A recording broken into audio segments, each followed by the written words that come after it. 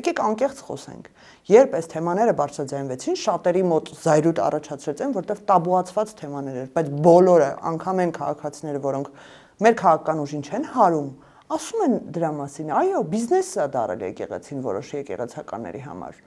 Բայց մենք չենք ուզում նմանատիպ եկեղեցի ունենալ, մենք ուզում ենք բարենորոգված եկեղեցի ունենալ։ Իսկ ինչ վերաբերվում է վերջերս մի եկեղեցականի էի լսում, որը պատմում էր, թե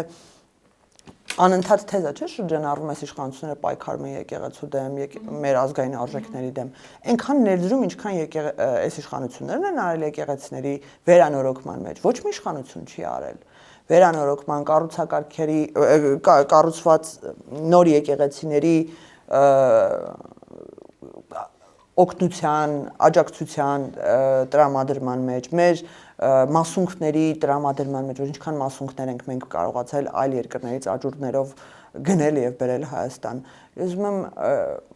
քաղաքացիները տամ չեն տեսնում, որտեղ էլի մեր խնդիրն է, մենք դրա մասին չենք բարձրաձայնում անընդհատ, բայց մշակութային պաշտպանության, մշակութային ժառանգության պաշտպանության տեսանկյունից, պատմամշակութային արժեքների տեսանկյունից մենք ահռելի ներդրումներ ենք անում, կառավարությունը ահռելի ներդրումներ է անում դրանց կառուցման կամ վերանորոգման մեջ։ Դա է եկեղեցու դեմ պայքարելը, թե այն, որ դուք դուրս եք գալիս, ձեզ տհաճ քաղաքացուն նզովում եք, կամ ասում եք գնաս թաղումդ կանես, հարազատների թաղումը կանես, այդ ինչ խոսք է, դա եկեղեցականի խոսք է, դա քրիստոնեական խոսք է։